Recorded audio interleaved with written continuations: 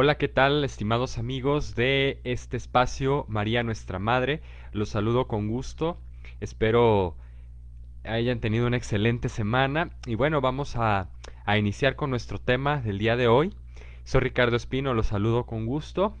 Vamos a empezar, sin más preámbulos, a abordar nuestra temática de hoy, que es precursores de Cristo en nuestra época actual o en nuestro tiempo actual, en nuestro hoy en día.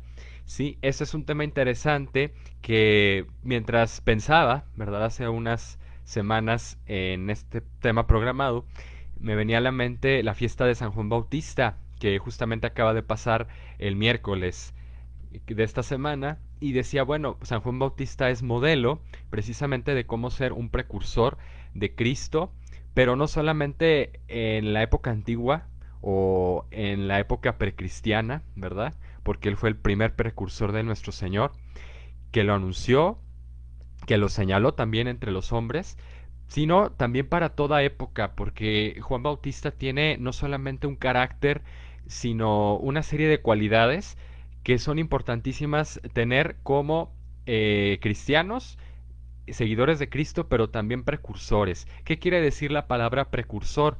Iniciamos el tema explicando primeramente la definición, ¿verdad?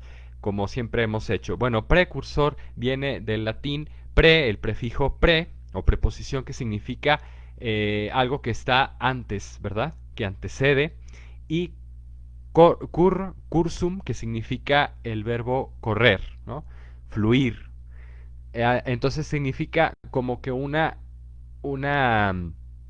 manera de prever algo que va a suceder, que va a acontecer, ¿sí? Que se va a desarrollar en el tiempo. En este caso, pues Juan Bautista le tocó precisamente nacer antes del nacimiento de Cristo, unos meses antes. Recordemos que en el pasaje de Lucas, capítulo 1, durante la anunciación del ángel Gabriel a María, pues le dice, vas a ser la madre de Dios, y también le indica que tu prima Isabel está esperando también, y ya va de 6 meses, la que llamaban estéril, porque nada es imposible para Dios, ¿verdad? Si nos referimos o remitimos a ese pasaje, encontraremos mucha luz sobre lo que va a ser también la anunciación, porque Cristo viene en camino, pero antes va a haber alguien que lo preceda, ¿sí? Que vaya preparando el terreno, vaya, como dice también el mismo Juan, Juan el Bautista, allanando los senderos, ¿verdad? Rebajando las montañas o levantando también aquello que hace falta en los llanos, es decir, acomodando las situaciones para la venida del Señor. Y esto no quiere decir de situaciones, vamos a decir, de una manera externa, ¿sí? Sino los corazones y las voluntades de las personas, precisamente que iban a ser las destinatarias del mensaje y de la misión de Jesucristo. Y bueno, ya que explicamos primeramente el concepto de precursor, ser precursor, pues es algo que a todos como cristianos nos debe de mover, de siempre estar estimulando a ser mejores, a dar mejor testimonio. ¿Por qué? Porque en nosotros se va a reflejar Jesucristo, en nosotros quiere Él ser como un espejo, ¿verdad? De virtudes y de su mismo mensaje, de su palabra viva, que siempre es actual, que siempre es permanente. Y pues qué mejor manera que seamos nosotros esos instrumentos, como precursores, ¿verdad? Aquellos que, recordemos, preparan un camino, que anteceden un curso, una situación, algo que va a desarrollarse. Bueno, primero hablaremos un poquito de las características que entonces tiene un precursor de Cristo, partiendo del prototipo de San Juan Bautista, que fue el primero que lo anunció y lo señaló entre los hombres. Recordemos que, bueno, en los evangelios se nos dice que Juan vivía apartado un poquito de la sociedad, de la vida ajetreada de las ciudades, vivía en el monte, en la montaña, de una manera campestre, podemos decir, y se alimentaba inclusive de miel silvestre, de saltamontes, etcétera. Vestía de una manera muy pobre, muy austera, pero eso no quita que a pesar de su austeridad, pues no fuera una persona que se aseara, ¿verdad? Porque a veces confundimos la pobreza con la distinción, o el aseo, ¿no? Hay que tener cuidado con esto. Juan siempre fue una persona que pues precisamente en calidad de embajador de Cristo, aquel que lo iba a anunciar, ¿sí? No podía estar descuidado en su aspecto físico tampoco. Eso es algo que a veces no se entiende por ahí en algunas adaptaciones también que se hacen de los evangelios en el cine. No sé si a ustedes les ha tocado ver algunas adaptaciones, películas, vamos a decir. Se ve a un Juan como que todo greñudo, ¿verdad? Todo harapiento, que no tiene cuidado de su, pues sí, de sí mismo. No, ciertamente que sabemos que vivía de una manera pues silvestre, pero en el campo, pero eso no quita que tuviera un aseo, ¿verdad? Que tuviera un adecuado, una buena expresión física y de rostro. ¿Por qué? Porque precisamente quién le iba a creer a él si lo veían como, pues como una persona, como un loco, como un pordiosero, ¿verdad? Esto es muy importante también por lo que dice San Pablo, ¿verdad? Por ahí en sus cartas hablaremos de San Pablo, dice que hay que irradiar el buen olor a Cristo. Y si Cristo se hizo hombre, pues no solamente tiene que ser con la palabra, con una predicación elocuente, ¿verdad? Con, no sé, signos o con maneras externas, sino también con la propia persona, es decir, que mi persona también sea un reflejo, un espejo de Cristo. Eso es algo que San Juan lo supo testimoniar de una manera también eh, bastante elocuente. ¿Por qué? Porque ante todo Cristo sabemos que al hacerse hombre se vino a humillar, a rebajar de su condición de Dios para entrar en nuestro espacio, en nuestro tiempo, en nuestra realidad, en nuestra carne y hacerse uno de nosotros. Juan por eso también predica con ese testimonio de austeridad, como veremos en otros ejemplos de precursores de Cristo a lo largo del tiempo. Juan es una persona que opta por ese estilo de vida que también nuestro Señor, si se fijan, sigue en esa línea, porque Cristo pues vive de una manera humilde en Nazaret como carpintero, nunca destaca por ser una persona ni acaudalada, ni que tuviera a lo mejor muchos bienes, o que estuviera pues banqueteando por ahí, ¿verdad? Como el rico Epulón, no, era una persona eh, que cuidaba también de sí, pero de una manera simple, ¿sí? Sin preocuparse, sin mortificarse tanto por vestir muy elegantemente, por dar una imagen, vamos a decir, aparente, ¿sí? Una querer convencer, a lo mejor por el físico, ¿sí? No sabemos, no podíamos comprender porque no tenemos evidencias de ello en los relatos bíblicos, en los evangelios, cómo era la persona, la apariencia de Cristo, ¿verdad? Pero seguramente lo dice por ahí Juan en su evangelio, ya en los últimos capítulos.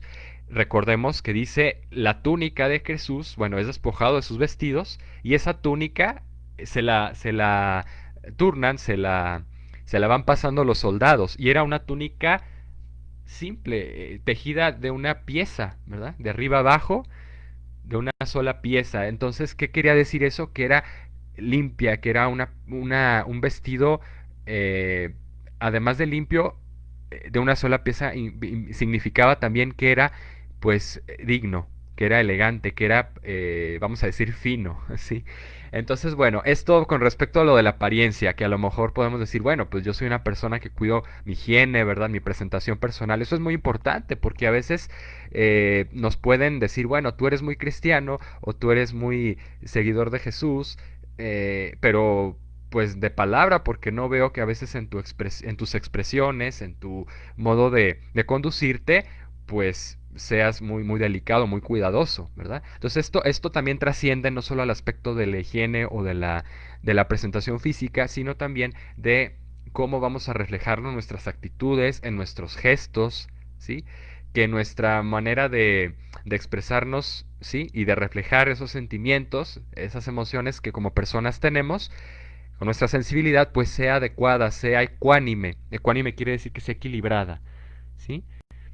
Que permita precisamente que las personas puedan dialogar con nosotros, acercarse, tener confianza y sobre todo recibir el mensaje, que creemos una empatía, ¿verdad? Como sabemos, con una adecuada actitud. Bueno, vamos a hablar también de otros aspectos de San Juan Bautista, ya más allá de los detalles que maneja las Sagradas Escrituras, sabemos que Juan tuvo que vérselas o que enfrentarse también a la situación de corrupción que había por parte del gobierno del rey Herodes. Herodes era tetrarca de Galilea, la región sur de, de Israel, donde pues predominaba también la corrupción, ¿sí? Como muchas veces ocurre en nuestro tiempo actual, a nivel nacional, ¿verdad? En el país, lo que estamos viviendo y también localmente. Entonces Juan tuvo que enfrentarse a esa situación y pues alertar, señalar también los errores, ¿sí? No titubear, es decir, fue una persona que se mantuvo siempre con la cabeza en alto y sabiendo pues corregir en su momento al que erraba, que en este caso era el mismo rey, el mismo jefe del pueblo, el rey Herodes, que pues estaba no solamente pues pecando contra la ley de Dios, sino permitiendo una serie también de abusos de poder, ¿sí? Entonces él, inclusive por su misma propensión, ¿sí? Al pecado, Juan, conociéndolo, pues le hace hincapié en que debe de arreglar su situación, que no debe tomar por esposa a la mujer de su hermano Filipo, ¿verdad? Le empieza a señalar. Entonces esto es importante también que nosotros como precursores de Cristo no solamente seamos críticos en una enclave de chisme, ¿verdad? De estar siempre como husmeando o donde no nos llaman, siempre señalando errores o diciendo, ay, qué mal está la sociedad, no hay valores, o qué mal ejemplo dan esos padres de familia, ¿verdad? Entonces no se trata simplemente de un criticar por criticar, sino de un saber identificar los problemas, las crisis que muchas veces vemos en nuestro entorno y señalarlas, o sea, con valor y con contundencia, así como lo hizo Juan el Bautista. No quedarnos callados. Muchas veces el no expresar esas situaciones, el no levantar la voz, pues indica que no estamos muy convencidos de nuestra misión como precursores. ¿Por qué? Porque Cristo, si se fijan, vino a decirnos claro las cosas, ¿sí? Y esto es algo que Juan ya sabía y ya preveía que Jesucristo iba a realizar, ¿no? Que iba a poner en orden las cosas, que iba precisamente, como dice, a volver a las ovejas al redil, hacer que regresaran, los descarriados. Por eso dice también el Evangelio que Juan predica con ahínco que pues allanar los montes, ¿verdad? Los caminos tortuosos que se enderecen y empieza a decir, bueno, el que tenga dos túnicas, que le dé una al que no tiene y el que tiene comida o bienes lo mismo. Es decir, que empecemos a cambiar, a entrar en un proceso también de conversión, ¿sí? Personal y social. O sea, claro que va a partir de mi vida como persona. No puedo pretender que mi entorno cambie si yo no procuro ese cambio. Y parte, les decía, con respecto ahorita al aspecto de la imagen, desde mi propia expresión, cómo me conduzco con los demás, no solamente aquí en mi casa, con mis familiares que ya me conocen, ¿verdad? Conocen mi forma de ser. Más bien con la gente de fuera, en mi trabajo, en mis relaciones sociales, interpersonales, o inclusive con desconocidos, cuando me toca atender a una persona, pues cómo la recibo, qué cara le muestro, ¿verdad? Qué expresión, con qué interés la escucho, es decir, tiene muchos elementos este tema. Para cuidar y para hacer un pequeño análisis nosotros en nuestro día a día, en nuestras responsabilidades, cómo estamos siendo precursores de Cristo también desde nuestro lenguaje corporal, ¿sí? Yo, por ejemplo, les comparto, siento que es una cualidad, pero también a veces se vuelve como una preocupación para mí el uso de las manos, porque soy muy expresivo con las manos y como soy profesor también, me dedico a la docencia, pues siempre estoy usando manos y bueno, pues es algo que se puede volver una cualidad, o sea, es una cualidad en sí misma y puede ser un medio para la transmisión más directa del mensaje, más expresiva, pero también se puede convertir en una distracción. Entonces uno, por ejemplo, eso les digo, es un punto a trabajar mío. ¿Qué tenemos que trabajar nosotros en nuestra manera de dirigirnos a los demás, verdad? Pensar en todo esto. Juan, si se fijan, a pesar de las leyendas o de las interpretaciones muchas veces no muy fidedignas que ha habido en el ámbito audiovisual, ¿verdad? En la cinematografía del personaje de Juan, que lo ponen así, les decía, todo greñudo, yo creo que fue una persona que supo atraer la atención, que supo generar pues expectativa, como esos grandes conferencistas que quizá muchos de ustedes lo sean o conocen, que te atrapan, ¿verdad? Que ya los conoces y no te molesta o no te aburres, no te acostumbras a decir, lo voy a volver a escuchar, porque a lo mejor no es tanto su expresión física, sino el mensaje, por supuesto, pero también la manera como te lo transmite. Sí, esa peculiaridad, ese carisma que le decimos. Entonces yo creo que Juan era una persona con un gran carisma, que sabía llegar, que sabía penetrar en las conciencias, ¿sí? Y en sus interlocutores generar una expectativa, una ilusión, una esperanza. Sí, los precursores de Cristo debemos ser personas que transmitamos esperanza y no seamos pesimistas. Por eso les decía, volviendo al punto, no es solamente criticar por criticar, señalar errores, está mal Herodes, es un pecador, empedernido, es un vil transgresor de la ley, de Yahvé, ¿verdad? No, sabe ver la manera de decir las cosas. Eso le lleva a Juan, y a muchos de nosotros nos puede poner también en el predicamento de ser señalados, de ser piedra de choque, como lo dice también el Señor después en el Evangelio, piedra de contradicción, ¿verdad? O señal de contradicción para la gente que también no quiere salir de esa situación de pecado, de vicio. Claro que nos tenemos que enfrentar a esa situación y es un escenario que tenemos que tener muy en claro.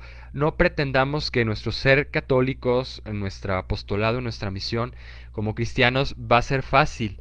Vamos a tener que dar muchas veces la cara y no nos va a gustar. A nuestra sensibilidad le va a doler, ¿verdad? Va a haber ahí susceptibilidad porque nos van a señalar, nos van a tachar, a lo mejor de mochos, a lo mejor de dogmáticos hoy en día por defender ciertos valores que son acorde al Evangelio, a lo que Cristo nos vino a decir sobre el hombre, sobre el matrimonio, pensemos, ¿ya? Algunos desafíos actuales sobre la familia, sobre la vida humana, en fin, escenarios que creo que a todos ya nos toca de alguna manera más o menos involucrarnos y que necesitamos pues tener esa audacia, ese valor y esa convicción, ante todo, que tuvo Juan el Bautista de saberse llamado. Muy importante y resalto aquí que la característica fundamental, espero que se siga viendo. Por aquí veo algunos de sus comentarios. Buenas noches, buenas tardes, saludos, chicas que nos están sintonizando, todas las personas. Esperemos que no se pierda aquí la transmisión. Bueno, les decía que una característica fundamental o algo que identifica a Juan el Bautista es ser instrumento y saberse instrumento. Saberse instrumento y realizar esa función de instrumento y también de ser piedra de choque, de ser una persona que también, pues sí, genera expectativa, genera esperanza en un sector, pero que también va a generar conflicto, polémica, ¿sí? Porque lo que declaraba Juan el Bautista, claro que tenía eco, ¿sí? Se iba transmitiendo de boca en boca, porque se iban reuniendo no solamente gente de pueblo común y corriente, sino personas importantes, políticos, líderes religiosos de su tiempo, que hasta van y, si recordamos el pasaje evangélico, van y le preguntan a Juan, le dicen, perdón, ¿eres tú el que ha de venir o debemos esperar a otro? ¿Sí? Bueno, eso más bien se lo pregunta Juan después a Jesús. Me falló aquí la referencia. Es cuando van y le dicen, quién eres tú, los fariseos, escribas, y Juan les dice, no le responde nada y le preguntan, ¿eres Elías? ¿Eres el que ha de venir? ¿Eres el Mesías? ¿Verdad? Y les dice, yo soy solamente una voz que grita en el desierto, ¿verdad? Allanen los caminos del Señor, preparen los senderos. Entonces vamos a ser vigilados, vamos a ser observados y más si nos decimos católicos y no solo lo decimos, lo buscamos y lo procuramos, pues vamos a ser señalados, vamos a ser blanco de ataques. Esto hay que tenerlo muy en cuenta y no temer porque sabemos que es parte de nuestra condición, es parte de nuestra misión de ser enviados, de ser instrumentos. Vámonos de San Juan Bautista, bueno, que finalmente su vida termina de una manera cruenta, ¿verdad? Derramando su sangre porque pues es arrestado por los soldados de Herodes, es además llevado al palacio, encerrado en el palacio y objeto también de un capricho, en este caso de la concubina, porque eso era, o amante de Elías, de Herodes, perdón, que era Herodías, la reina, y que aconseja a su hija, sabemos en esa fiesta, que se ordena en honor al cumpleaños de Herodes, pues aconseja a su hija Salomé que baile para el rey y que le pida, porque sabe que no se resistirá a sus encantos ni a sus deseos, que le pida la cabeza a Juan el Bautista. Bueno, finalmente, ¿cómo termina Juan? A veces en una circunstancia desafortunada que, caramba, pues no esperaríamos que sucediera así, porque pues Juan era un profeta, ¿verdad? Tenía una misión muy importante y termina su vida siendo objeto de un capricho, ¿verdad? Siendo como el chivo expiatorio de una situación ahí de irregularidad que había también entre Herodes, su sobrina y su amante. Entonces, bueno, a veces las circunstancias a las que nos vamos a enfrentar para dar testimonio de Jesús no son las más favorables. Digamos, ya de una manera extrema, pues a Juan le toca derramar su sangre. Pero a nosotros necesariamente a lo mejor no se nos pide ese requisito. Vamos a necesitar más bien no derramar la sangre, sino emplear nuestras energías, nuestros talentos, ponernos al servicio del Evangelio en lo que nos toca hacer. No pensemos necesariamente que nos tengamos que ir de misioneros o de ermitaños por ahí, ¿verdad? O siempre, no sé, con golpes de pecho o con una cruz, con un signo muy visible, no. Que lo vean reflejado en nuestras actitudes, ¿sí? Ese testimonio, ese martirio, como ya lo destacábamos la semana pasada.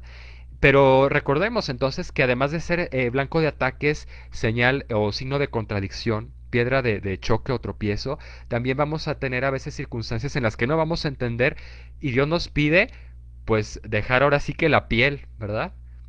Eh, Toda la energía, todas nuestras fuerzas por dar un testimonio que a lo mejor no vamos a recibir una retribución a cambio, un aplauso, un reconocimiento, sino que como Juan vamos a ser blanco de ataques, vamos a ser cuestionados, porque a lo mejor en nuestro apostolado nos dedicamos a compartir la palabra, a compartir alguna reflexión, hacemos entrevistas o hacemos a quien tenga un blog, quien tenga algún medio digital donde comparta también su experiencia, su testimonio, pues vamos a ser señalados, ¿sí? Bueno, vamos de aquí a considerar algunos otros testimonios. Claro que Juan el Bautista, por ser también la fiesta a propósito esta semana, tiene una importancia muy destacada, pero vamos a hablar de otros precursores de Cristo que ya nos van diciendo de diferentes maneras y con estilos diferentes cómo podemos realizar mejor nuestra misión de ser precursores. Tenemos aquí, espero que esto siga funcionando. No veo mi imagen, pero espero que sí estemos todos bien sintonizados, ¿verdad? Tenemos a San Pablo apóstol, que ya pues es un precursor de Cristo para los gentiles, es decir, para los paganos que no conocían el mensaje, que primero fue dirigido a los judíos, por lo que sabemos, y que él se dedicó precisamente a preparar el terreno. Un precursor, y esa es otra característica que debemos de tener en cuenta, además de ser instrumentos, de ser personas con convicciones, personas que ya lo hemos destacado, que vamos a ir contracorriente. Voy a mencionar otro aspecto después del cristocentrismo que es muy importante, que es un común denominador de todos. Pero Pablo es una persona que da razón de su fe ante un mundo paganizado, ante un mundo secularizado, ¿sí? Que no entiende de un Dios que es amor, de un Dios que es persona, sino que se enfrenta a un escenario donde hay culto a una serie de divinidades, ¿verdad? De ídolos, y necesita Pablo pues también tomar mano de cualidades no solo de elocuencia, de oratoria, sino también filosóficas, es decir, saber dialogar con sus interlocutores, ¿sí? Estar a la altura de los intelectuales de su época. Ya lo había mencionado en otro programa, pero lo reitero porque es muy importante si se recuerdan ese pasaje donde va a Atenas, en el Areópago, en esa, vamos a decir, ese centro de la intelectualidad de la época, y pues les va contando acerca de lo que Jesús hizo, enseñó a los atenienses, a los filósofos, a los políticos también allí reunidos. O sea, se enfrenta a un escenario diferente.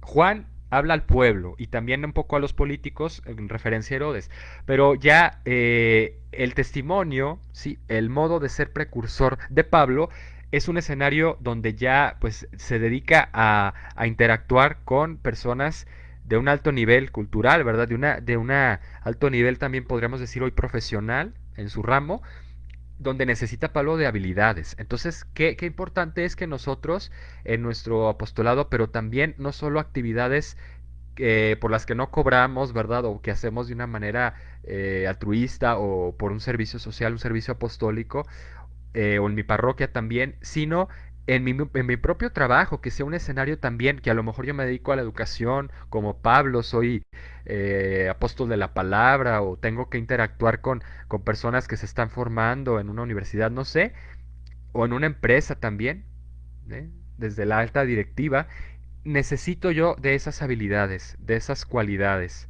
¿Sí? Pablo sabíamos que era un fariseo muy docto, muy bien ilustrado en las escrituras, en la Torá, en todos los conocimientos también de su época. Era un hombre culto, porque también al ser ciudadano romano, o sea, era judío, pero a la vez era ciudadano romano, porque había nacido también en un territorio romano y había adquirido la ciudadanía. Entonces, se sabía hombre de su época, ¿sí? Con un gran celo apostólico, pero sabía emplear esas herramientas propias, esos medios adecuados para llegar a impactar en su auditorio.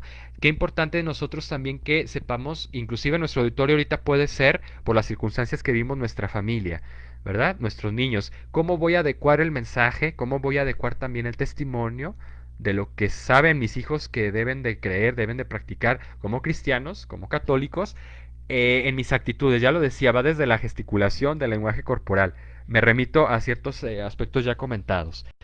Pablo da, entonces, es el apóstol, es el precursor que por excelencia da razón de su fe, ¿sí? Y no siempre recibe pues las respuestas más favorables, porque sabemos que en ese pasaje, en ese episodio del Areópago, pues es rechazado con indiferencia, ¿verdad? Le dicen los intelectuales, bueno, ya que hablas de resurrección, eso se nos hace bastante, pues fuera de la realidad, bastante inverosímil, absurdo, por no decirlo, y otro día te iremos a hablar de esas cosas, ¿no? O sea, como que lo dejan, lo rechazan, y qué difícil, Pablo también se tuvo que enfrentar a mucha indiferencia. A veces no es tanto el ataque, nos puede doler más, díganme si no, en la indiferencia de la sociedad, que le predicamos a Cristo, que hacemos pláticas a lo mejor con contenido, pues podemos decir abierto, pláticas de formación, de superación personal, formación humana, no sé, y no tenemos el impacto esperado. ¿Por qué? Porque a lo mejor saben que somos católicos, que tenemos una base antropológica o una base doctrinal católica, ¿verdad? Valores cristianos en el fondo y nos ponen las cruces, ¿verdad? O simplemente nos ignoran. Este escenario también lo tenemos que tomar en cuenta. Les digo, a mí me ha pasado, me ha confrontado, perdón, y conflictuado, porque a veces digo, caramba, o sea, qué desperdicio a veces de tiempo, ¿verdad? Como Pablo lo pudo haber pensado. Me ha tocado, no sé si a ustedes a veces, dedicarle tiempo a una actividad, a un servicio que dices, bueno, no tuvo el fruto esperado. Y eso es importante tener en cuenta otra dimensión del ser precursor. Un precursor, por la misma etimología de la palabra que decíamos, es pre, que antecede un rumbo, ¿verdad? Un curso, un camino, una situación que se va a desarrollar, que en este caso es el Evangelio, ¿sí? La nueva evangelización, lo podríamos decir hoy en día. También tiene que tomar conciencia de que es, además de instrumento, un sembrador, ¿sí? Si Juan decía que él no era el importante, que no era el centro de atención, porque a veces nos podemos creer nosotros, Juan Camaney, ¿verdad? Eh, que no sé, que la Virgen nos habla y que pues todos nos deben respeto, atención, aplauso, porque somos los más fregones, ¿verdad? Los mejores en lo que hacemos y somos protagonistas, pero con un afán a veces tan desmedido que perdemos el norte, perdemos que nosotros somos los instrumentos y Cristo es el que tiene que brillar, no nosotros, no tanto nuestra persona. Que vamos a lo mejor recibir aplausos, qué bueno, y no ser tontos, no decir, ay no, yo soy poquita cosa y no acepto que me den las gracias o que me estén aplaudiendo, que me digan, que me echen flores, ¿verdad? No, porque eso es una falsa humildad, ¿sí? También el hecho de no reconocernos buenos en lo que somos, porque sabemos que Cristo, pues prepara, a veces no elige lo mejor del mundo, pero sí prepara a los que lo van a llevar, ¿verdad? A los que lo van a anteceder. Y a manifestar en el mundo. Entonces el aspecto decía, perdón, de ser sembradores. O sea, no somos los protagonistas, no somos las semillas, no somos ni el mensaje, ni los dueños a lo mejor de esa semilla, de ese abono que vamos a arrojar en la tierra, en los surcos. Necesitamos entender que somos administradores, distribuidores de una palabra, de un mensaje. Entonces, ¿por qué? Porque a muchas veces, como le pasó a Juan, le sucede también a Pablo, no vamos a cosechar inmediatamente los frutos de lo que sembremos. Empezando, les digo, ya desde nuestra familia, sin ir tan lejos, ¿verdad? Es difícil el trabajo en la formación, en la educación familiar, en las relaciones interpersonales. ¿Por qué? Porque a veces ponemos de nuestra parte, dedicamos tiempo a nuestros hijos, a nuestros niños, o a nuestra pareja, ¿verdad? O amigos, etcétera. Pensamos también en nuestros amigos. Cuando pues debería de haber ahí una reciprocidad, ¿cuántas veces no la hay, verdad? Nosotros como que somos los primeros en tomar la iniciativa de hacer una reunión, ahora a lo mejor por medios digitales, por Zoom, ya en la época normal, siempre motivando las reuniones, poniendo pues, no sé, lo que se va a cooperar, no sé, siempre buscando ser como el que toma la iniciativa. Y esto dice mucho de nuestro ser evangélico, es decir, qué bueno que somos nosotros los propositivos, que somos los que toman la iniciativa y los que siempre dan de sí, los que se entregan. ¿Sí? Ese es el punto que voy. Pero no vamos a tener muchas veces la retribución o la compensación inmediata. ¿Sí? ¿Cuántos apóstoles, cuántos evangelizadores se han fatigado y no han visto a lo mejor en vida los frutos de su evangelización, de su esfuerzo y de su trabajo? Por ahí vamos a hablar de un San Francisco Javier también, que no logró llegar a China. Bueno, eso es punto de aparte, ¿verdad? Lo consideraremos, si nos da tiempo, en unos minutos más. Hasta aquí con Pablo. ¿Sí? Entonces Pablo es aquel que va sembrando la palabra, ¿sí? Como dice también el pasaje evangélico, en terrenos no muy regulares, a veces llenos de piedras, llenos de espinas, ¿sí? Eh, Hostiles muchas veces a la palabra, al mensaje, pero poco a poco ahí va llegando, va dejando huella, va permeando el evangelio en los que me rodean, en mis compañeros de trabajo, porque ven mis actitudes, no solamente que les digo, les hablo bonito y, ay, qué padre la chorcha, vea la plática, no, sino que ven que yo me conduzco desde mi, ya les decía, desde mi físico, desde mi expresión, con ecuanimidad, con respeto, con un sentido de escucha, ¿sí? Propicio el diálogo, no la confrontación, no el conflicto, no el chisme, sino que estoy siempre paciente, abierto al diálogo, a lo constructivo. Desde ahí les digo, y en la misma familia lo vemos, cómo son mis actitudes, mi modo de reaccionar, ¿sí? ¿Qué semilla estoy sembrando en mis hijos, ¿sí? Los que me rodean.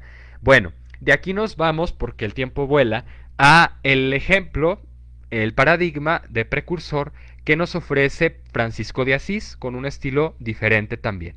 Francisco de Asís, muchos lo conocen porque pues quizás seamos muy devotos de él, ¿sí? O es un santo muy reconocido, muy venerado, ¿sí? ¿Cuántas iglesias no están dedicadas a él a lo mejor? Porque es un santo que tiene muchas virtudes, un derroche de virtudes, ¿sí?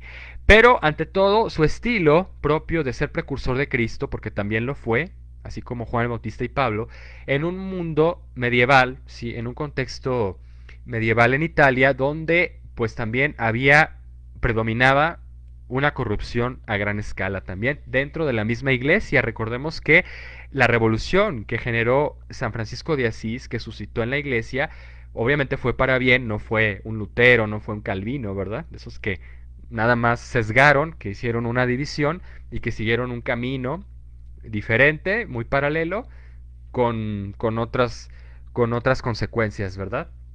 No, Francisco puso como un punto de aparte y dijo, a ver, estamos mal, estamos distanciándonos demasiado de Cristo, de su Evangelio, de los valores auténticos que como cristianos nos deberían de distinguir.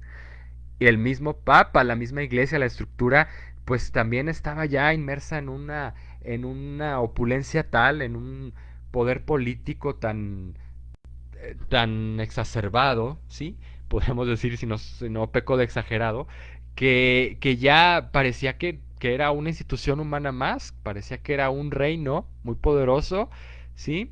Pero lleno de funcionarios, burócratas, ¿verdad? Príncipes que vivían con lujos palaciegos, etcétera. Faltaba como que reflejar un poquito más del evangelio, de esa austeridad de vida, de esa autenticidad, ¿sí? De ese servicio que ante todo debía destacar a los funcionarios, a los líderes religiosos o políticos. Y eso es algo que Francisco le señala, así como Juan Bautista señaló a Herodes, no titubeó, no tuvo miramientos, ¿verdad? o no tuvo respetos humanos, preguntémonos si a nosotros nos cuesta a veces decir las verdades, señalar con conocimiento de causa porque nos da miedo, porque no nos vayan a criticar, porque perder una amistad, una relación de muchos años. Pensemos, ¿sí? Si en nuestras relaciones también por ahí, de amigos, hay situaciones donde debemos nosotros dar testimonio, ¿sí? Y nos detenemos, nos resistimos por miedo, por simpatías humanas.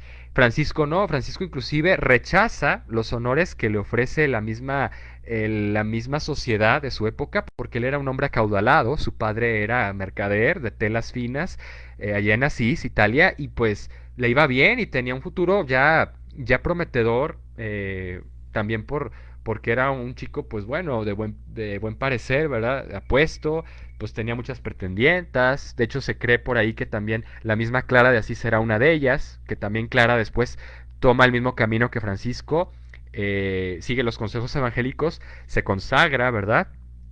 El mismo movimiento y pues llevan a cabo esa misión tan importante. Bueno, era un chico entonces un muchacho que tenía altas expectativas también sociales. Va también a las guerras de su época, a los combates, era un caballero hecho y derecho. Entonces como que todo le sonreía a su alrededor, pero él se daba cuenta que esa opulencia, ese vivir de apariencia, esa falta de autenticidad, de claridad, que ver que ni siquiera le dábamos al pobre un pan, una moneda, que había mucho despilfarro, sí, como vemos hoy en día en nuestra sociedad, derroche, eh, mala distribución de los bienes, ¿verdad? Pobreza.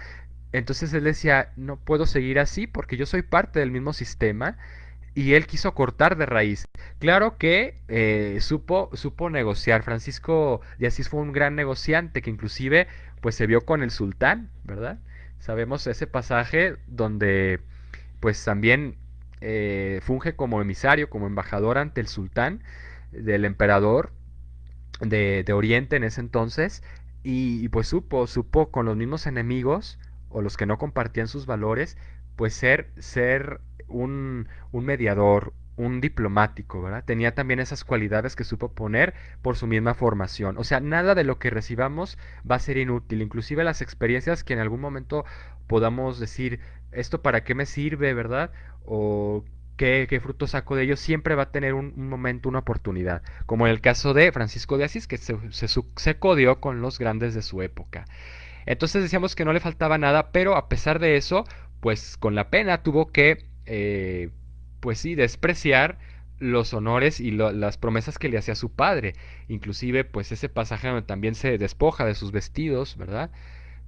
Muy finos y pues permanece así desnudo ante todos y pues dice, yo así vine al mundo, así me hizo Dios y así voy a volver a Dios, ¿verdad? Es decir, yo quiero ser auténtico, es decir, qué interesante este testimonio, qué difícil también encontrar una manera de hacerlo tan radical, pero decíamos, Francisco no era una persona que se alienara totalmente de su realidad social, sino que supo, como decíamos, acercarse, dialogar, conseguir también, porque consiguió dinero, consiguió bienhechores que le apoyaron para construir iglesias, auspicios, hospitales donde atendía a los pobres, donde supo mostrar precisamente esa faceta de precursor de Cristo, porque indicó precisamente que el camino tenía que ser volver un poquito a la austeridad, bajarle dos rayitas a la opulencia, al derroche, al despilfarro, al consumismo.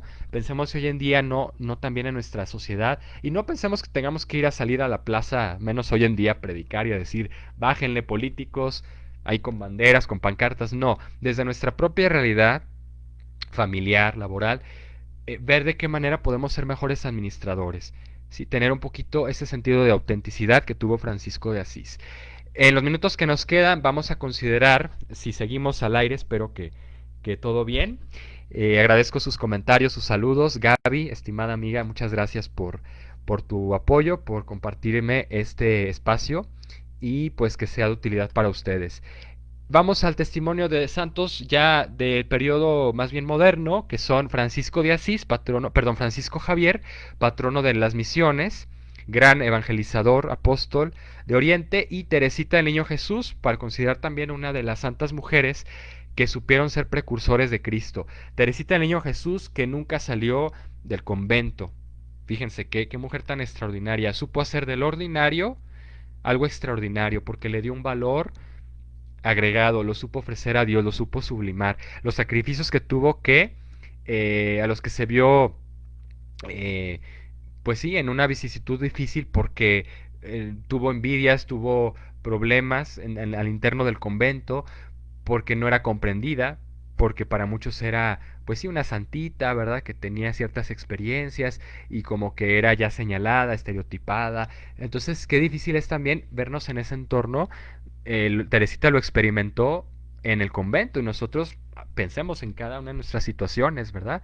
En mi realidad laboral, en mi realidad familiar, eh, en mis relaciones, puedo yo también ser blanco de ataques. Bueno, Francisco Javier, conjunto con Santa Teresita, para hablar de los dos, fue un personaje interesante que pues supo renunciar también a sus comunidades, a sus lujos. Él, navarro, de la región de Navarra en España, se va a estudiar a París, inicios del siglo XVI, perdón.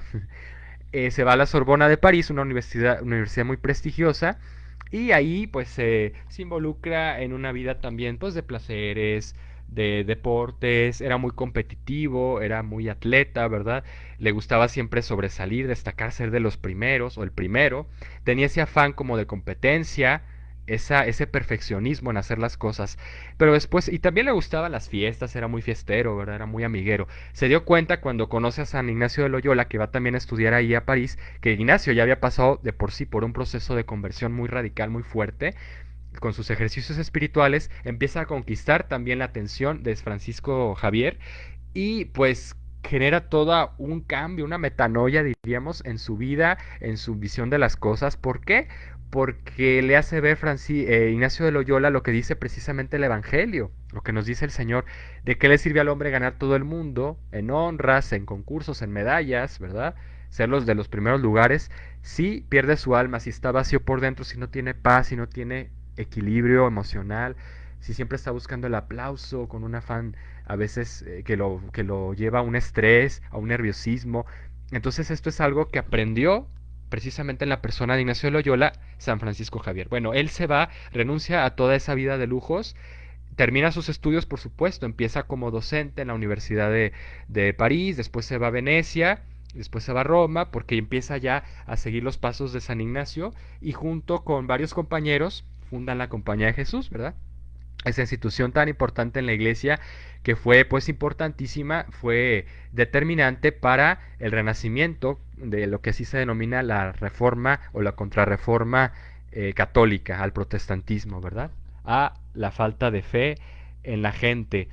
Ellos se dedican precisamente a la educación y su cometido es llegar a llevar el Evangelio a todos los rincones de la tierra, allá donde el Papa, en ese momento Pablo III, los envíe. Y Francisco Javier es elegido para ir como embajador del Papa, como nuncio, a las tierras lejanas de Oriente.